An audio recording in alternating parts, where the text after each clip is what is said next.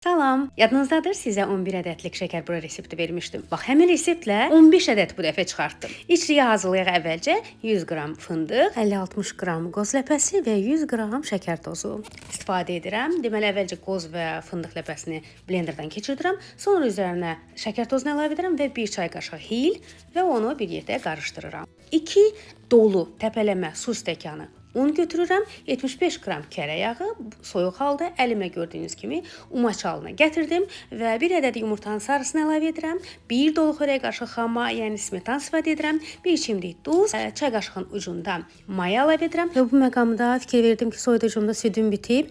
Uzun müddət izləyicilərdən gələn sual var idi ki, süd əvəzinə su istifadə edə bilərikmi? Şəkər buraya süd çox az gedir, stəkanın 4də 1-i qədər 50-60 ml. Dedim bu dəfə yoxlayım suyla yoğurdum. Yaxşı alındı, pis deyil, amma süd daha yaxşıdır. Yəni 50-60 ml süd istifadə edə bilərsiniz ilıq halda. Və bu dəfə 40 qramdan deyil, 30 qramdan tutdum kündələri və kündələri daha nazik açdım. Əvvəlcə düşündüm, lap kiçik eləyim şəkər buraları. Sonra əlim öyrəşdiyi kimi açmışam, bir də baxdım yenə də eyni böyüklükdə etmişəm. Amma yenə də nazik açmağıma baxmayaraq, içi dolu-dolu, çox qəşəng, çox ləzzətli şəkər buralar alındı. Yəni hər dəfə videolarda, rəylərdə yazılan sualların demək olar ki, videolarda artıq cəmləməyə başlamışam. Bəli, su ilə də etmək olar, amma südlə daha yaxşıdır. Bəli, nazik açmaq olar, daha kiçik kündələr tutmaq olar, içini doldurmaq mümkündür. Çox da yumşaq qalır, çox da gözəl alınır. Qalın istəyən, yəni kündəsini iri tutsun, ədədi az olur. Nazik istəyən də kündəsinə balaca tutsun, nazik açsın və içini doldursun.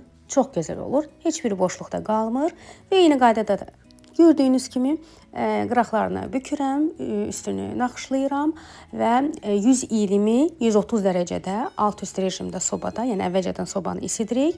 Üstü tam quruyana, altı da bir balaca qızarana qədər bişiririk. Vaxtı tam demək olmur, çünki özüm mən nəzarət edirəm, yanında dururam ki, orada üst qızarmasın. Üst ağappaq olur, quruyur, əlimlə baxıram naxışlarına, görürəm ki, sobada artıq bərkiyib.